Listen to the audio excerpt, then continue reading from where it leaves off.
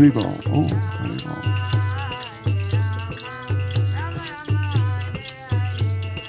Hare Krishna, Krishna, Krishna.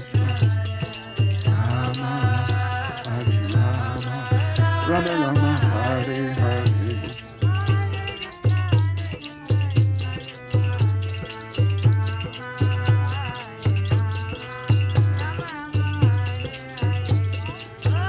Krishna, Krishna, Krishna, Hare Rama, Hare Rama, Rama, Hare Hare.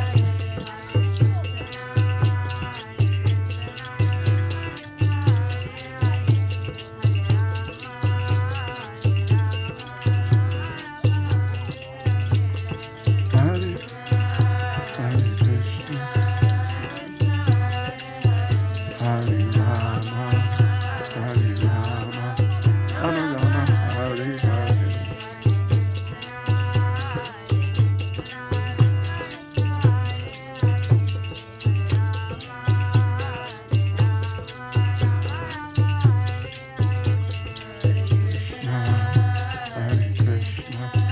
Krishna, Hare Hare, Rama, Hare Rama, Rama Hare Hare.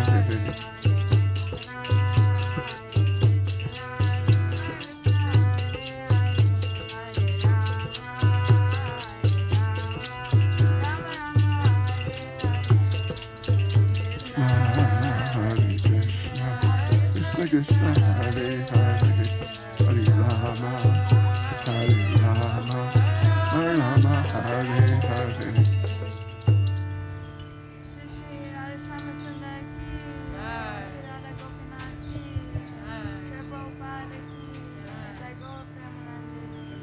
Haribol. Hare Krishna. Oh.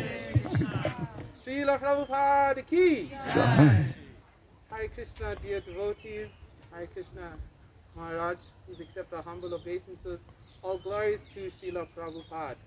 So I think for many of us, it's just a very overwhelming feeling because this is a very special day. After 1.5 years, this is our first Sunday Love Feast program. Haribol. It's the first, and we hope, praying to the Lordship and Srila Prabhupada, that this is going to carry on for time that you cannot imagine. So we are very, very grateful to have you all here with us today. I think we couldn't ask for anything better, having such wonderful weather, having the associations of the Vaishnavas, having the cows right in front of us, but more importantly, we are very, very happy to have with us our special guest, His Holiness Bhakti Chaitanya Swami Maharaj. Haribol! So we'd like to thank you very, very much, Maharaj, for coming to our program and gracing us with your wonderful divine association. And I'm sure everyone right here, is going to relish this, and we are, just so eager to hear from you live, in person. We hear you all the time, but we're just so excited to hear you live. Okay, so dear devotees, the next part of our program will be the class given by Maharaj. Thereafter, we have trays ready, so all of us, in a very orderly fashion, can offer an arti to the cows. From the vet's instruction, unfortunately, just yet, we cannot feed them anything. So you can offer an arti. There's a tray made for you. And thereafter will be prasadam. Very importantly, let's maintain social distancing. Let's make sure our masks are on. Our marshals out there have made sure that everyone has registered. So if you haven't registered and checked your temperature and signed it, please ask them to do that for you, and then you can kindly take your seat. Prasadam is pre-packed, and it will be handed to you after the arti for the cows. Before the arti for the cows, I forgot to mention, you'll offer an arti to the Lordship Shri Radha Govinda. So without any further ado, we would like to hand you over to Maharaj. Srila Prabhupada ki jai.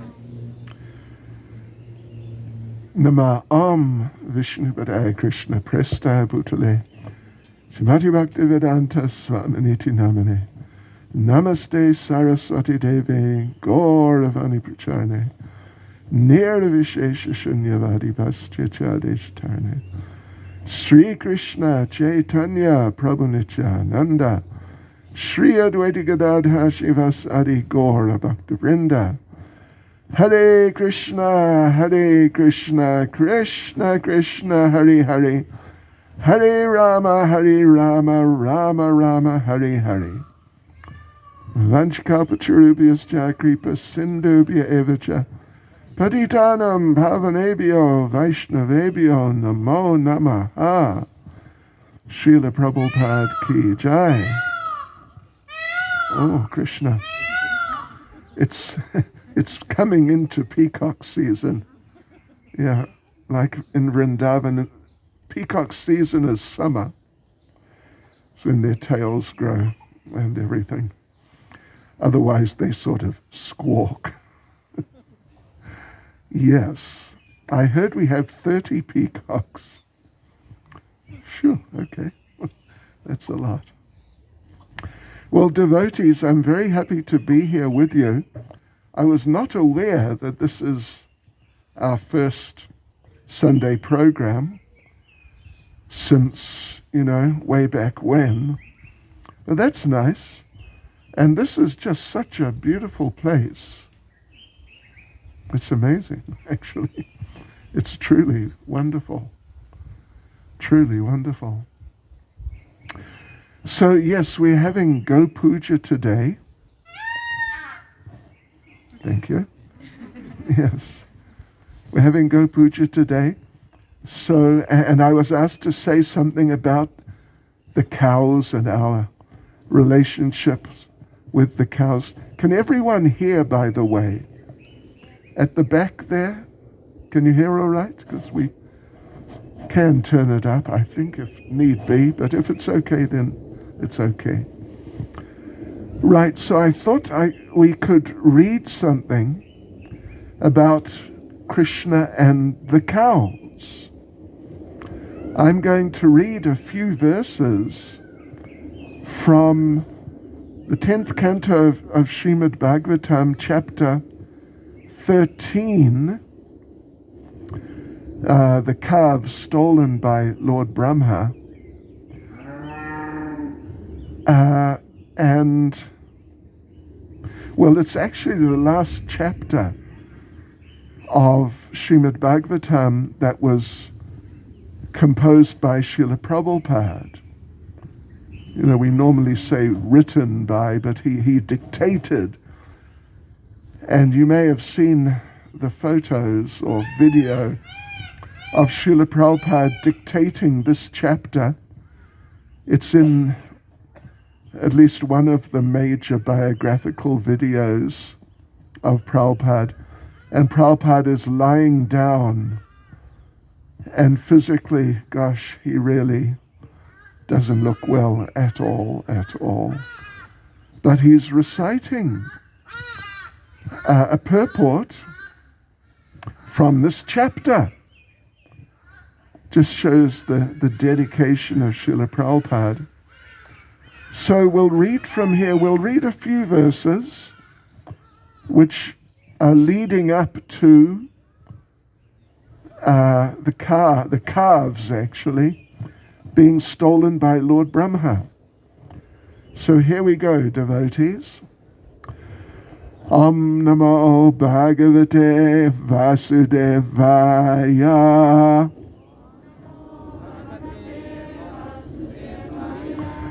Om Namo Bhagavate Vasudevaya.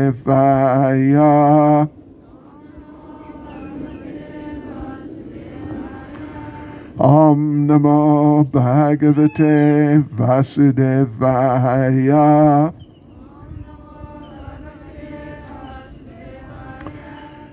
Right, so Srimad Bhagavatam, Canto 10, Chapter 13, the calves and the cowherd boys eventually, stolen by Lord Brahma.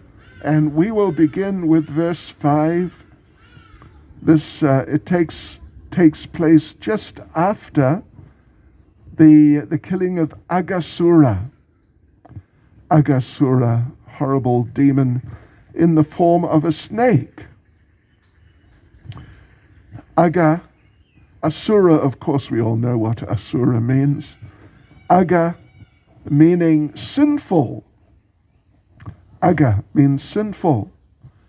So Agasura means sinful demon. Just imagine having a name, having that name. People ask you, what's your name? My name's Sinful Demon. All right. So, yes. So Agasura has just been killed. And Krishna and the cowherd boys, just immediately after, then Krishna and the cowherd boys go to have lunch. Prabhupada explains in this chapter, a little earlier on, I think, that this was the practice, this was the program, that every day Krishna and the cowherd boys would go out, and every day, by the arrangement actually of Yoga Maya, a demon would come just around lunchtime, just before lunchtime, a demon would come. And Krishna, of course, would kill the demon. In this case, it was Agasura. And then, as soon as the demon was killed, that was a sign. Everybody knew, lunchtime. And then Prabhupada explains that later on in the afternoon, sort of 4-ish or so perhaps, or 5, whatever, another demon would come by the arrangement of Yoga Maya, and Krishna would kill that demon, and that was a sign, time to go home. And Prabhupada makes the point that if these things didn't happen, Krishna and the cowherd boys would never go home, because they're having so much fun. Everyone's having so much fun, including the cows or the calves. And the boys, they're having so much fun with Krishna. And when you're having fun like that, then who needs to go home and get sort of fussed over by mum? Yeah, there's no, and who needs anything to eat because they have their lunch boxes. So anyway, Agasura is just being killed, and so that's the sign. It's lunchtime. So let's just read what happens. Aho tiranyam pulinam vayasya Swakeli sampan mridulachabharukam Sputatsaro ganda ritali patrika Dvani pratidvana lasad drumakulam. Krishna is speaking to the cowherd boys. My dear friends, just see how this riverbank is extremely beautiful because of its pleasing atmosphere. And just see how the blooming lotuses are attracting bees and birds by their aroma. The humming and chirping of the bees and birds is echoing throughout the beautiful trees in the forest. Also here the sands are clean and soft. Therefore this must be considered the best place for our sporting and pastimes. And it's just like here, isn't it? River sort of thing. We have the pond. It's nice, very pleasant atmosphere, and just a very pleasant atmosphere. It's incredible. It's so nice, so beautiful. I thought we had a nice atmosphere in Santon. Well, we do, but this is even nicer. So this is now Krishna's suggestion, and I'll read on a few more verses. Krishna says, I think we should take our lunch here, since we're already hungry, because the time is very late, and killing demons is, quite vigorous business. And after you've really been vigorous and done things physically, well, nice to have a nice lunch. Here the calves may drink water and go slowly here and there and eat the grass. Accepting Lord Krishna's proposal, the cowherd boys allowed the calves to drink water from the river and then tied them to trees where there was green tender grass. Then the boys opened their baskets of food and began eating with Krishna in great transcendental pleasure. Like the whirl of a lotus flower, surrounded by its petals and leaves, Krishna sat in the center, encircled by lines of his friends who all looked very beautiful. Every one of them was trying to look forward toward Krishna, thinking that Krishna might look toward him. In this way, they all enjoyed their lunch in the forest. Yes. All the cowherd boys enjoyed their lunch with Krishna, showing one another the different tastes of the different varieties of preparations they'd brought from home. Tasting one another's preparations, they began to laugh and make one another laugh. And you know what their favorite thing was?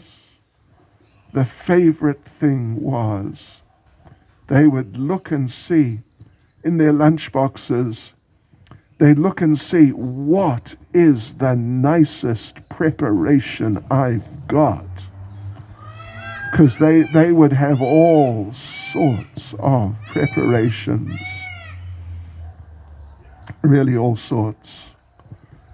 And when they would identify, each boy would identify what in my box is the nicest preparation that I have, then they'd offer it to Krishna. They wouldn't just hold on to it and just, like, I'm going to enjoy. They would offer it to Krishna. And that was their enjoyment, to offer the best to Krishna. Yeah. And yes, well, we're going to have a feast shortly, so I can ask you, Shitala, what's your favorite prasadam? Butter paneer. So many of them had butter paneer in their lunch boxes, and they just love to offer it to Krishna. And Vaishnavi, what's yours? What sort of kachori? Mediterranean kachori. Exotic tastes. Yeah, and they just love offering their Mediterranean kachoris to Krishna, and it was just absolutely so much fun. And what's your favorite preparation? Dal. Okay. Dal and rice? What sort of dal? Any dal, yeah? Okay. That's nice. Well, I must say, if dal is nicely prepared, it is just amazing. Okay, anyway, so now there they are, and they're all sitting down and having lunch and offering different things to Krishna and so on and so forth. And then suddenly they noticed that the calves have disappeared. We read just a few minutes ago how they actually tied the calves up to the trees, right where the best, the greenest grass was growing. They tied them up, but still, now that the calves have disappeared, and there was really lots of calves. means hundreds of thousands, really lots of calves. So, yes. So when Krishna saw that his friends, the cowherd boys, were frightened, he, the fierce controller of fear itself, said, just to mitigate their fear, "My dear friends, do not stop eating. I shall bring your calves back to this spot by personally going after them myself." And, okay, last verse I'll read. It's, what is it, verse 14. "Let me go and search for the calves," Krishna said. "Don't disturb your enjoyment." Then, carrying his yogurt and rice in his hand, the Supreme Personality of Godhead, Krishna, immediately went out to search for the calves of his friends. To please his friends, he began searching in all the mountains, mountain caves, bushes, and narrow passages. So there's a short purport here by Srila Prabhupada. Let's read it. The Vedas, Svetashvata Upanishad, chapter 6, verse 8, assert that the Supreme Personality of Godhead has nothing to do personally. Natasya karyam karanam cha vidyate. Because he's doing everything through his energies and potencies. Parasya shaktir vividhaiva shruyate. Nonetheless, here we see that he took personal care to find the calves of his friends. This was Krishna's causeless mercy. Mayajakshena prakriti suyate sa characharam. Bhagavad Gita chapter 9 verse 10. All the affairs of the entire world and the entire cosmic manifestation are working under his direction, through his different energies. Still, when there's a need to take care of his friends, he does this personally. Krishna assured his friends, "Don't be afraid. I'm going personally to search for your calves." This was Krishna's causeless mercy. Hare Krishna. Isn't it nice? This is one of my favorite pastimes, and this particular part of it is one of my favorite parts of these favorite pastimes, because Prabhupada's gone out of his way in the purport to make it clear that everything's going on under Krishna's control, but through his energies.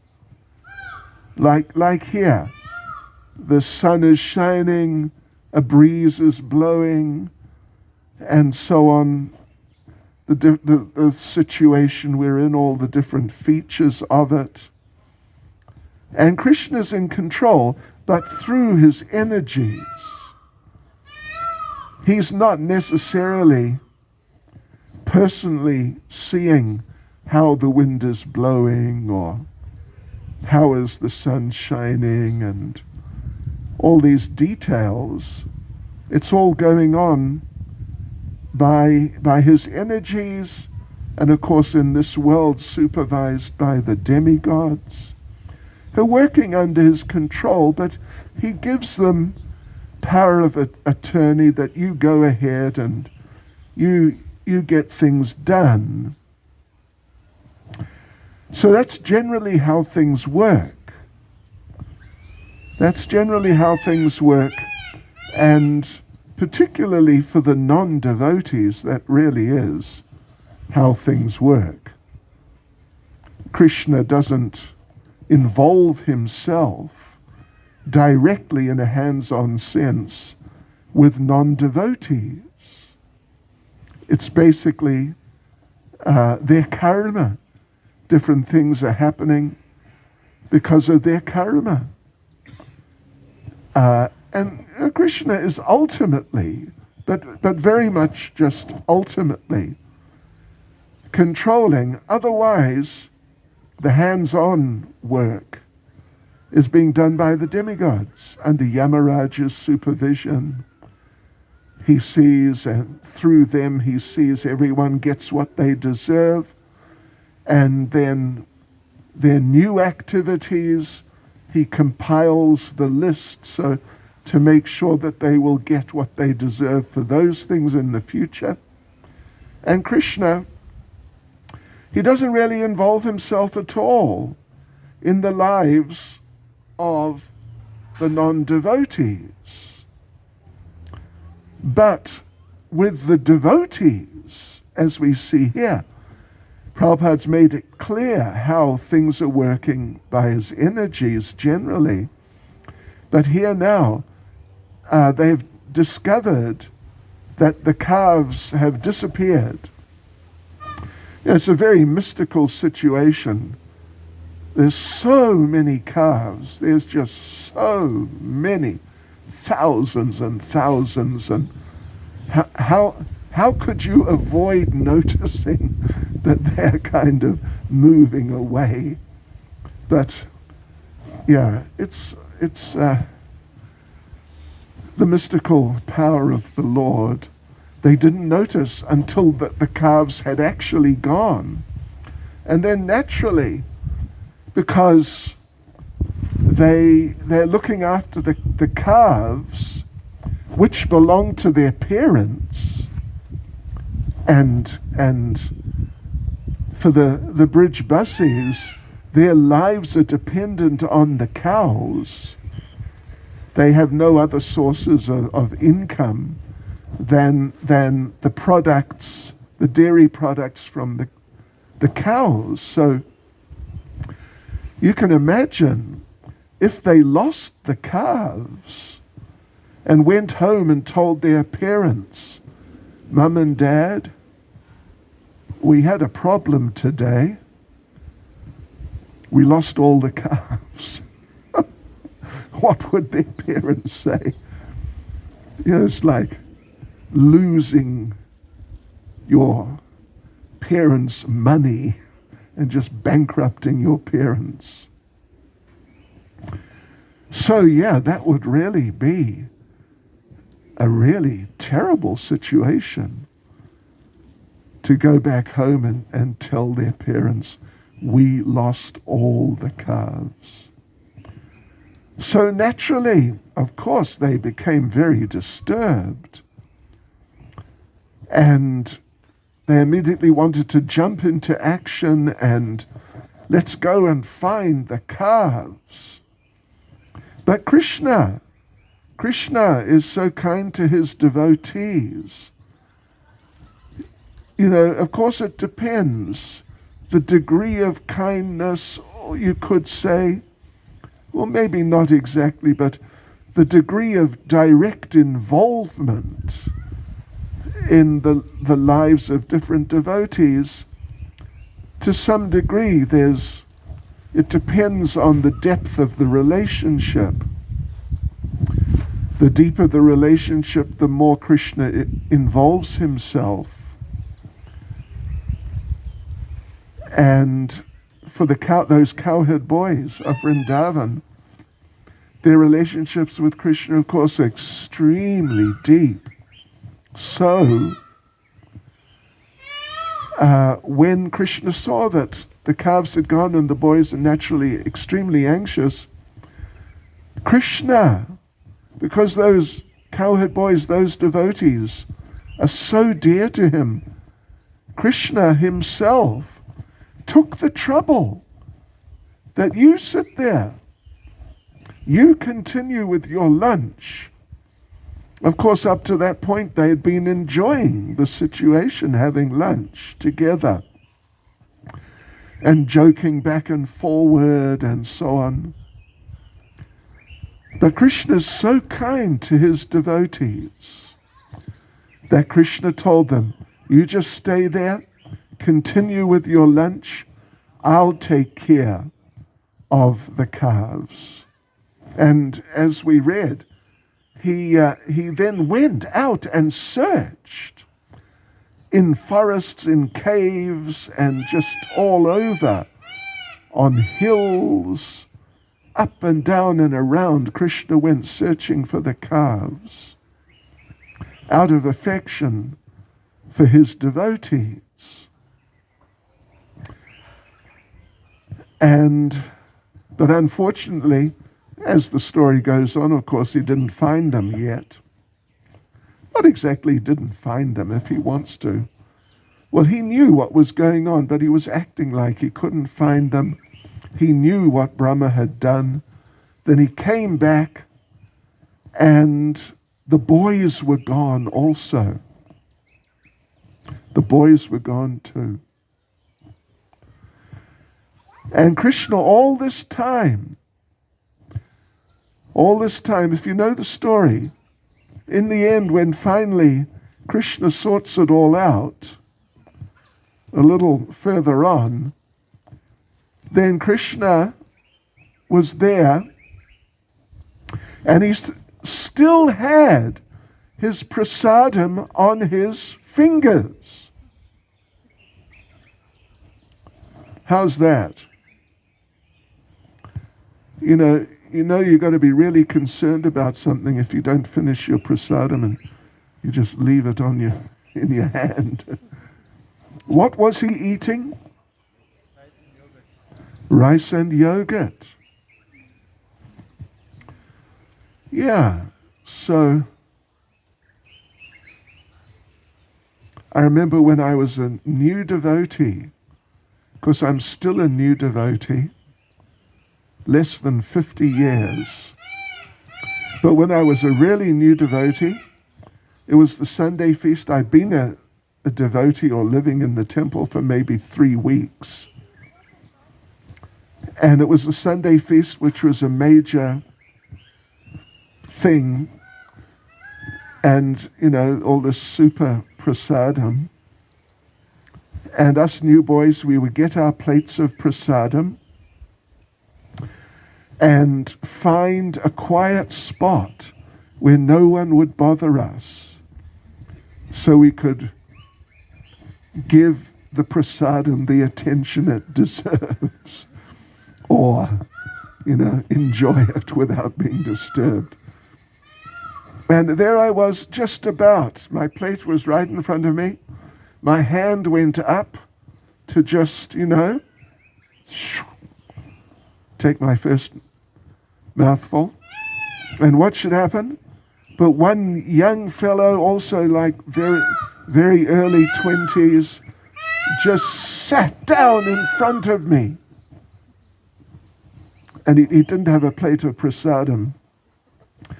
He just sat down and said, "Please, tell me about Krishna." Like, now, I just want to know. And you know what I thought? I thought, oh no. But then I couldn't escape. I had to, not that I knew much about Krishna, but I had to, and I did just explain what I knew. And eventually we saw everyone's getting up now, so, maybe 20 minutes passed or something. Everyone's getting up and moving away. And then I realized, wow, I haven't eaten anything. And because it was just so absorbing trying to tell him about Krishna.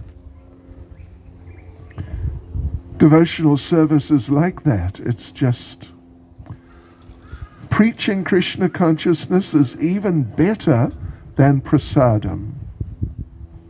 Yeah, it's really a higher taste. So anyway, Krishna on his left hand, we normally don't do that, but he had his prasadam in his left hand.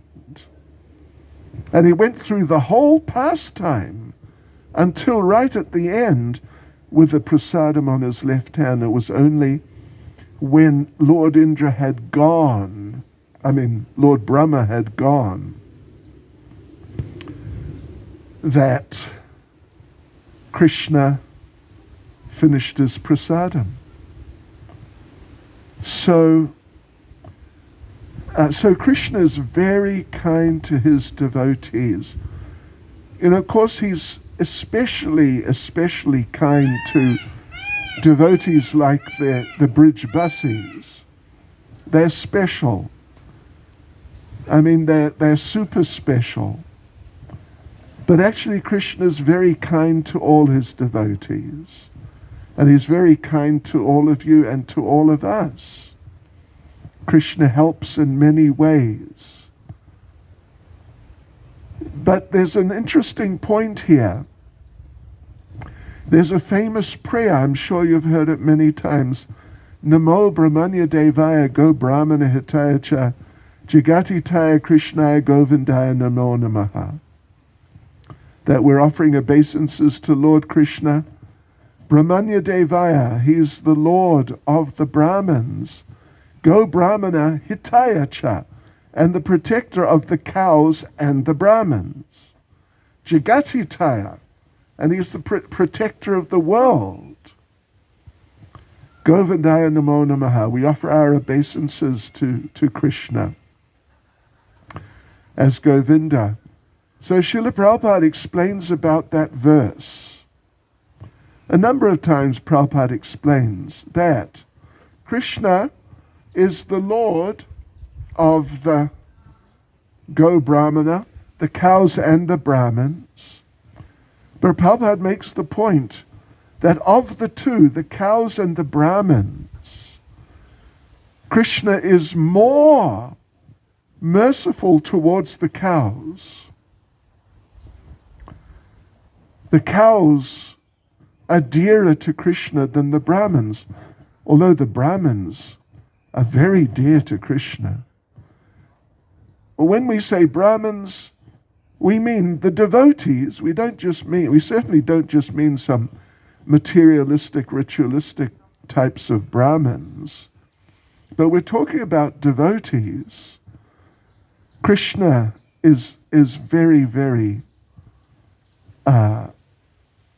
affectionate towards the cows, especially affectionate. And therefore in Krishna consciousness, cow protection is a very important part of the culture and way of life, although for us, as city dwellers, I think we're so many, if not all of us, are basically city dwellers and have been our whole lives. It may be difficult to really appreciate why the cows are so dear. What's the reason for the cows being so dear? Anyway, that's a long story. There are many things. The cows, of course, if the cows are nicely looked after, then the cows become very pleasant, very affectionate. Of course, if the cows are not looked after nicely, they become very nervous and become easily sort of aggressive or protective, aggressive type of thing. But if the cows are looked after really nicely, then the cows become very affectionate. Just like, in a sense, like those of you who have had dogs or who have dogs, you know that dogs, they become very affectionate. Because generally, they're accepted as family members and there's so many exchanges going on, so dogs become affectionate.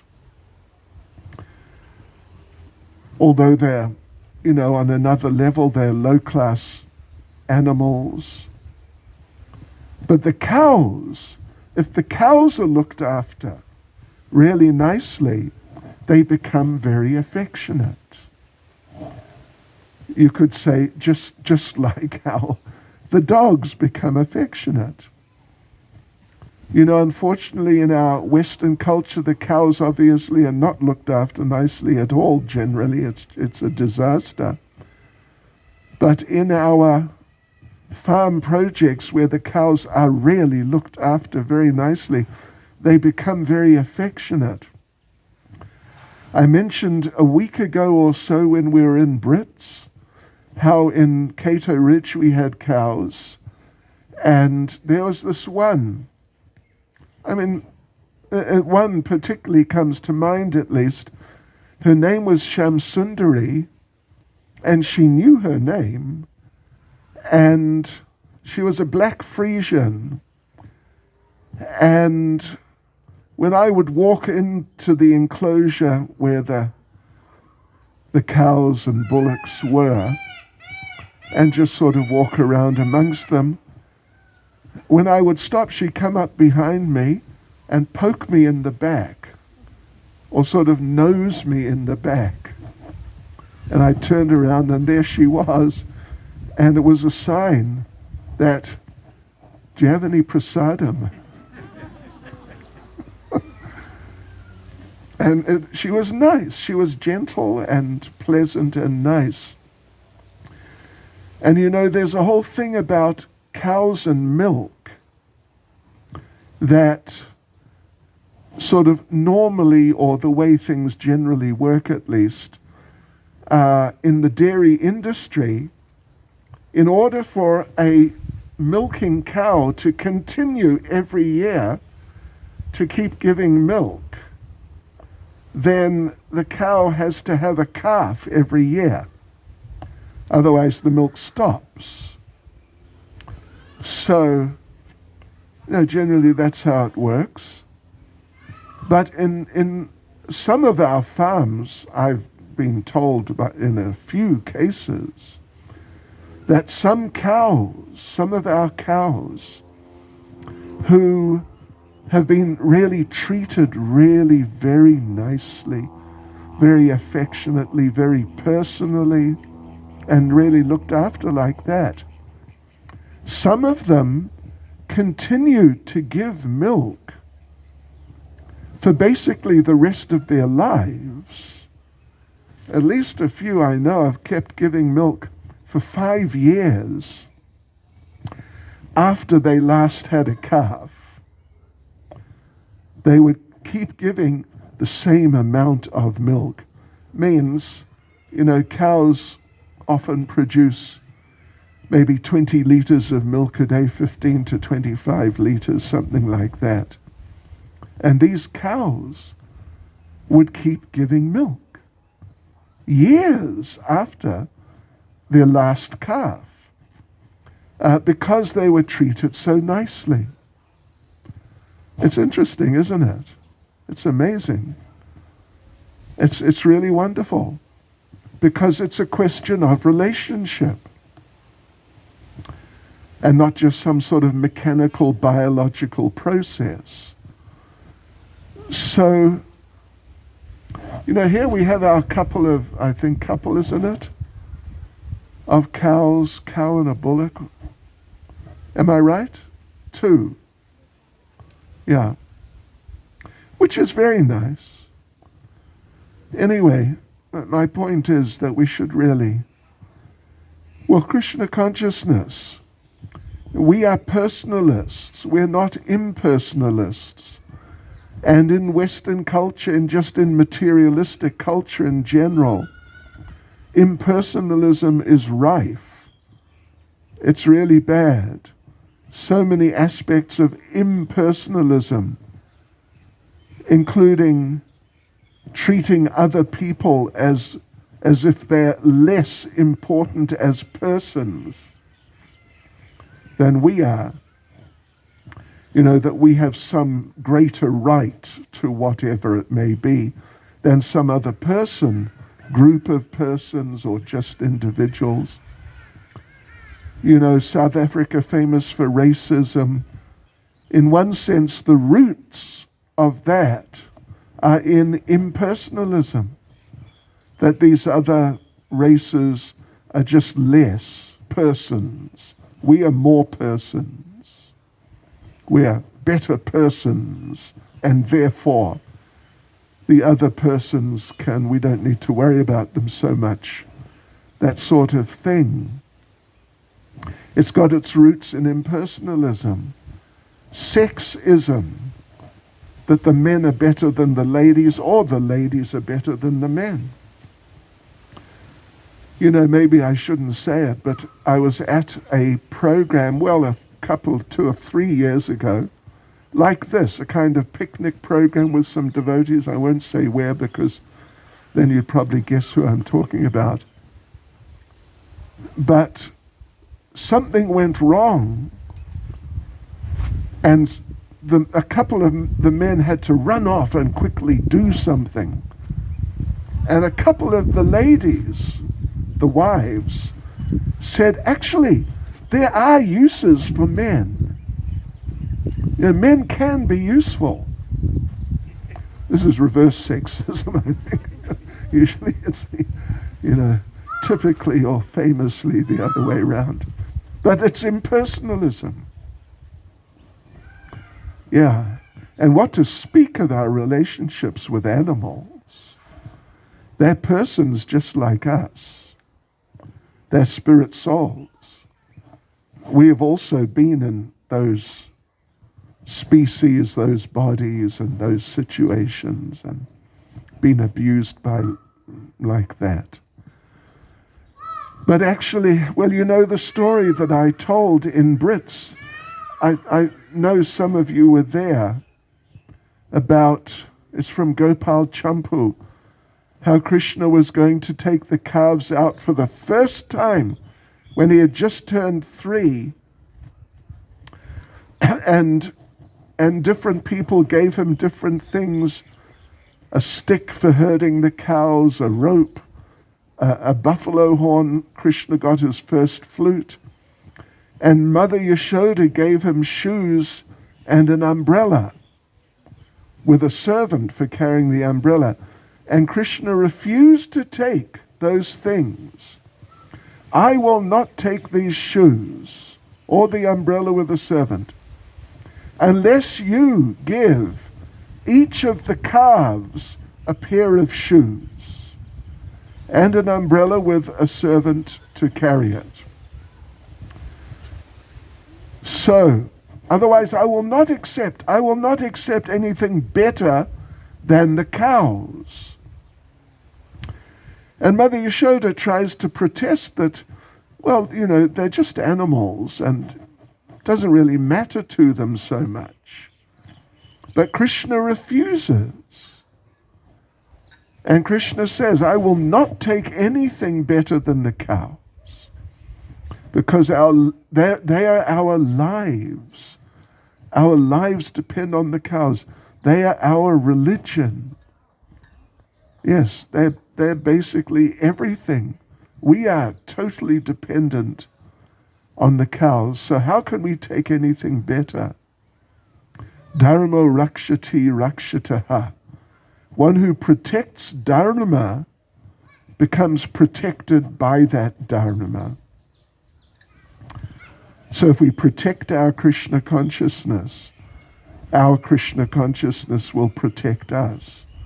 But anyway, that's very interesting, because Krishna expresses there so clearly and vividly how important the cows are to him. They give milk. You know, Raghunath Das Goswami, one of the 6 Goswamis, was super austere, but he lived on only dairy products. He took nothing else at all. Mainly only buttermilk. Yeah, so milk ultimately is a complete food. All of us, I think, have been brought up in our childhood on cow's milk, and even now. So the cow is one of our mothers. Anyway, in different ways, if we think about it, we see how important the cows are. they're really important just in very practical terms. And Krishna also, Krishna's famous as Makhan Chor, the butter thief. And why does he steal the butter? It's not like, again, going back to my early days in Krishna consciousness, occasionally you would get a devotee who would steal the Mangalarti sweets. Usually after they were offered. Sometimes before they were offered. I'm not joking either. But usually after they were offered, somehow or other he would wangle something, and he'd get the Mangalarti sweets and find a quiet corner and eat. There's like probably 50 sweets. I mean, really, a serious feast. So, but Krishna, his love for butter, his attraction to butter, he can just eat it any time, night or day, is not based on that type of attraction that just, I like the taste of sweets or kachoris or butter paneer, and I could drown in a lake of butter paneer and just, what a way to go. But not like that. Not like that. There's something else, because with Krishna, it's not just that he wants to eat something tasty and just enjoy. The thing about butter is that it's full of devotion. First of all, the milk is full of the devotion of the cows, at least in Vrindavan. And here also, like I mentioned, those cows giving milk for 5 years or more, the same amount of milk as when they last gave birth to a calf. There's affection there. And particularly with Krishna, the affection of the cows, because the cows love Krishna. In this pastime, the calves have been stolen by Brahma, and for 1 year they were stolen. Krishna manifested himself in the same forms. And the same cowherd boys, they were also gone for a year. So Krishna manifested himself as the cowherd boys and calves, and the parents, their affection, the cows, the bulls, and the Brijbasi parents of the cowherd boys, their affection for their calves and their sons became greater than it had been before, because those boys and those calves were now forms of Krishna. And even, see, normally like in the winter, that's what they honk. Yeah. Make these funny noises. Even the gopis, the young gopis, the same age as Krishna and the cowherd boys, naturally they're thinking, who am I going to marry? Naturally.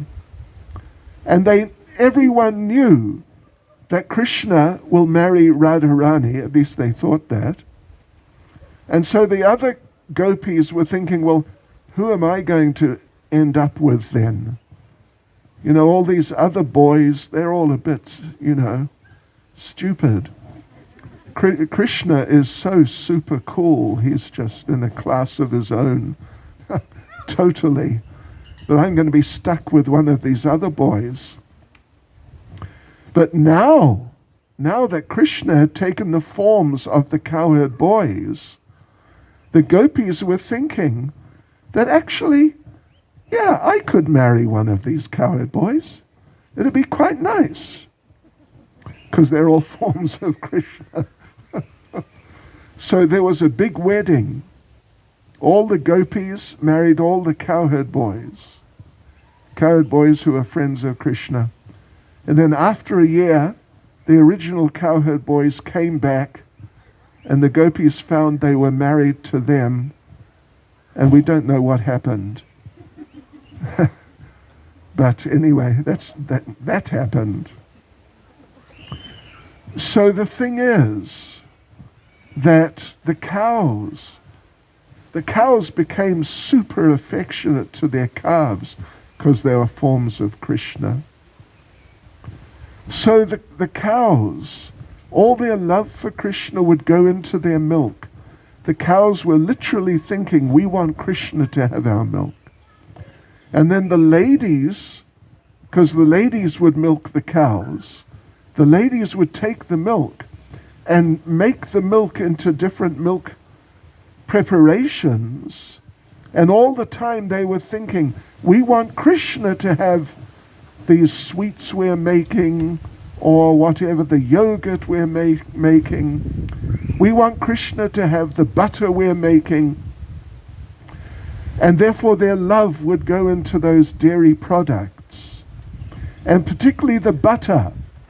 I don't know how many of you are experienced in making butter by hand. But it's a bit of a yagya. It's, real sort of get fit stuff. Mother Yashoda, the description in the beginning of Damodar Leela is that Mother Yashoda is churning the yogurt to make butter. And the description is that she was sweating. She was perspiring freely. Because when you're making butter, it's quite, an exertion. In fact, of all dairy products, the one that requires the greatest effort to make is butter. And therefore, the butter that the ladies would make, they would put more of their love into than the various other things they'd make. So the butter had the most love in it. Therefore, because Krishna is just such a connoisseur of love, Krishna was most attracted to getting the butter. He is attracted to getting the yogurt, just plain the dahi. But making yogurt is easy. It's not, there's no physical exertion practically at all, hardly. No real exertion. Or even making milk sweets, making burfi, sandesh, pera, chum chum, rasgula, rasmalai. There's not much exertion involved. I mean, there's some effort, but not like churning yogurt to make butter. That is really quite some work. So the greatest amount of their love would go into the butter. And therefore Krishna was always after the butter. Even more than their cooking butter paneer or Mediterranean kachoris. I mean, there's some effort in cooking, but not like churning yogurt into butter. Therefore, Krishna is not as much into Mediterranean kachoris or dal also, as he is into butter. I mean, he's definitely into Mediterranean kachoris, don't worry. and dal. But butter, it's got an exceptional amount of love in it. And therefore Krishna wants it. And by any means he'll get it. From anywhere, from anyone. Not just his mother. Yeah, so that's such an important part of Krishna Lila.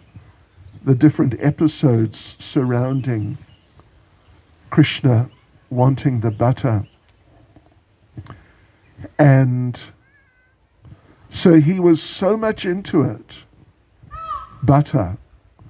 He would go from house to house stealing the butter, which the ladies wanted to give him, but they couldn't give him because their husbands would be upset. Like, you're giving away our livelihood. How can you do that? It would be a serious family problem. So therefore Krishna would steal it in order to avoid some conflict between husband and wife about, giving away the butter. Krishna would steal it. He was so much into it, getting that love that was in the butter. And so concerned about his devotees that he would steal it and he would take the blame. He would take the blame so the ladies would not be blamed. He would steal the butter. And not just because he wants to eat it, but because he wants to get the love. So anyway, here we are in ISKCON Midrand, such a beautiful place, and with some cows. It's nice that at least in one of our centers we have a few cows, even if it's only 2. But it's nice. It's nice. We can try and associate and, who knows, maybe develop a relationship with these cows or cow and bullock. Hare Krishna. Srila Prabhupada ki jai. Go Mata ki jai. Hari Bol. So what's next?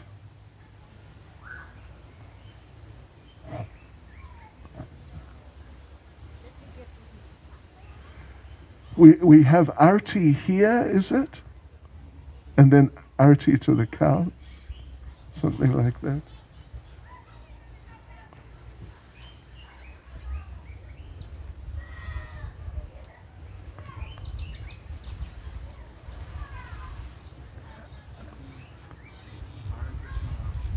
Hare Krishna. Yes. So it bothers me a lot, this question I'm going to ask you. Okay. What is the difference between ghee and cooking with oil? Ghee and cooking with oil? I'm really disturbed. Okay. Well, I was living in the temple in England for 7 years and traveling around, doing book distribution quite a bit of the time. And we never, ever used anything other than ghee or butter. Nothing, never. There was literally no use of oil. It was only when I came to South Africa that I discovered the miracle of sunflower oil. Sunflower ghee or something, whatever you'd say. And it's a fact that Srila Prabhupada said that ghee is for the inside and oil is for the outside of our bodies. So,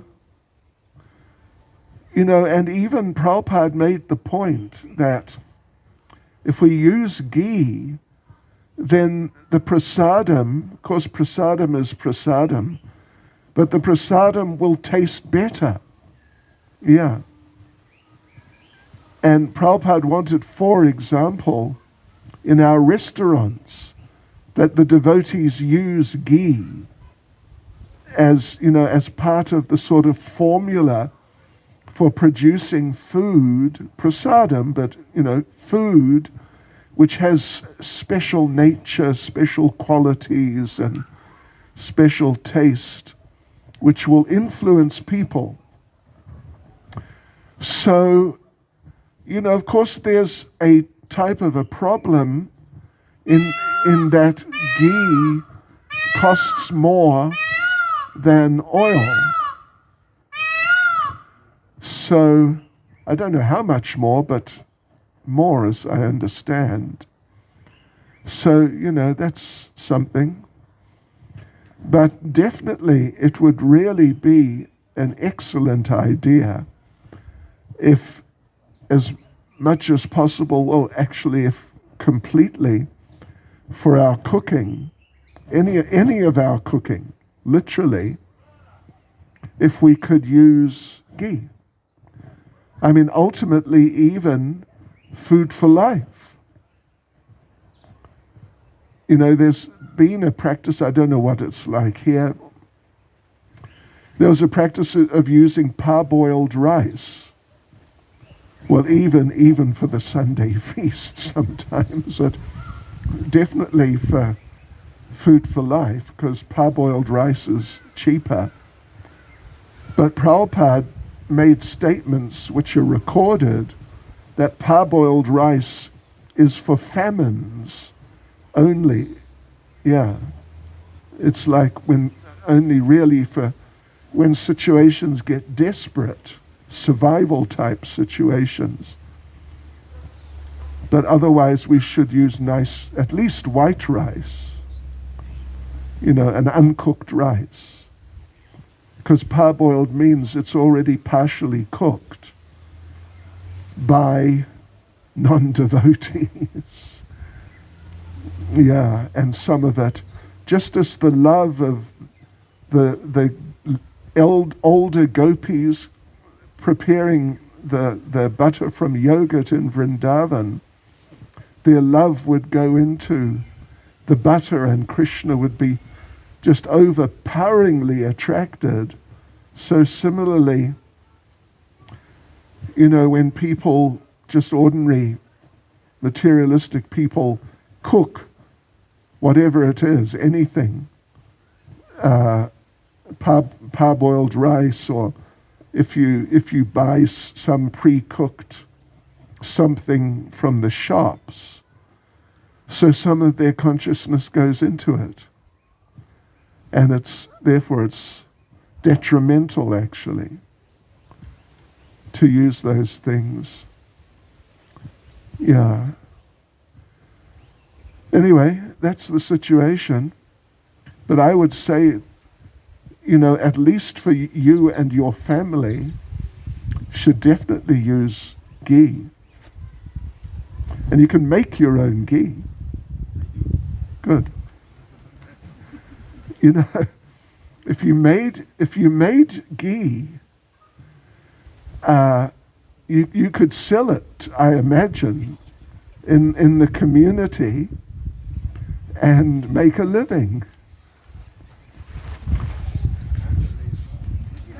Huh? I said I'm also lazy. Yeah. Okay. So Hare Krishna. Now is Arti here? Okay.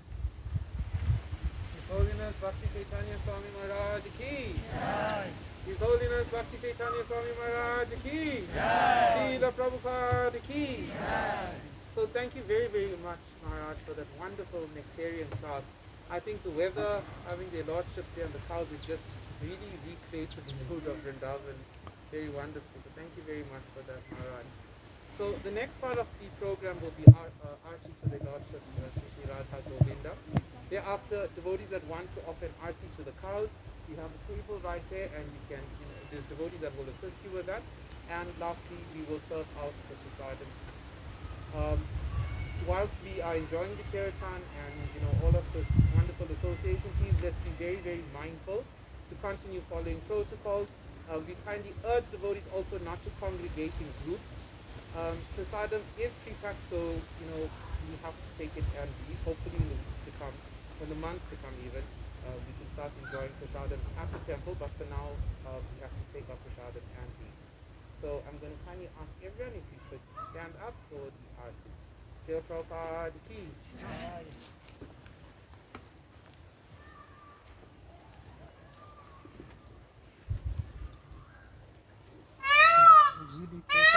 Sorry? Okay.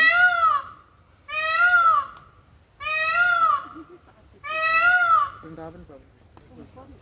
Yes, please.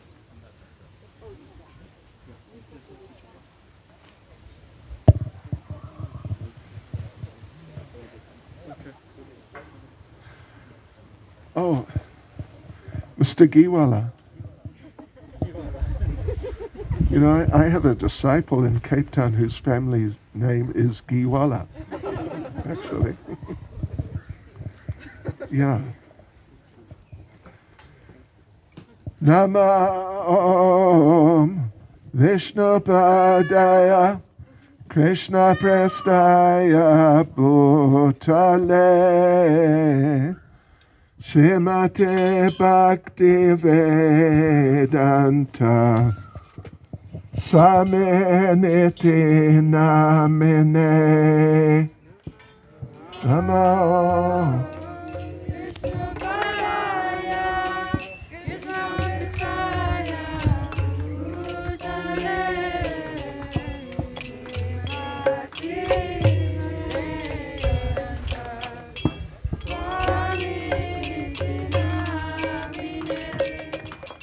Namaste Saraswati Deve Gauravani Pracharine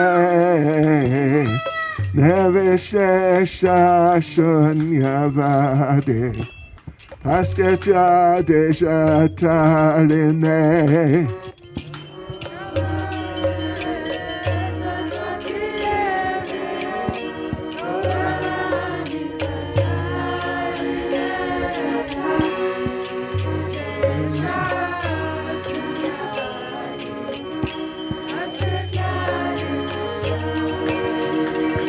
Jaya Shri Krishna Chaitanya Prabhu Nityananda Shri Advaita Gadadha Shivasadi Gabhakta Vrinda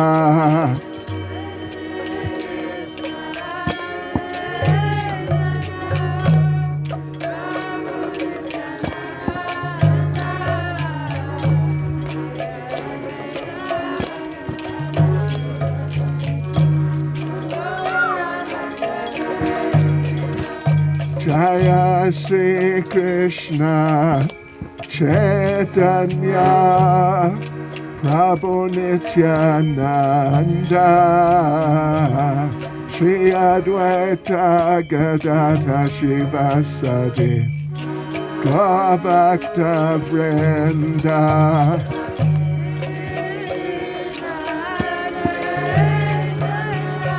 Chaitanya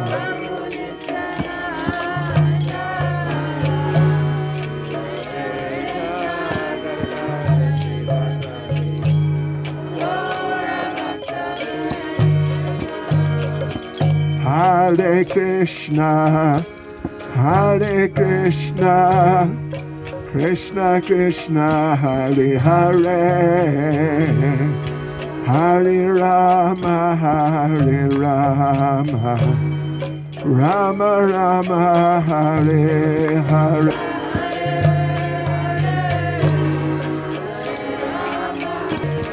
Hare Krishna, Krishna Hare Rama, Rama Rama, Hare Hare.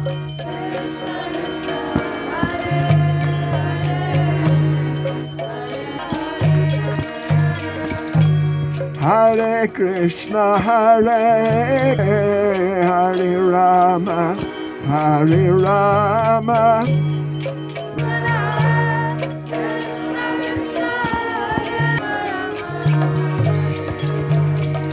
Hare Hare Rama, Hare Rama.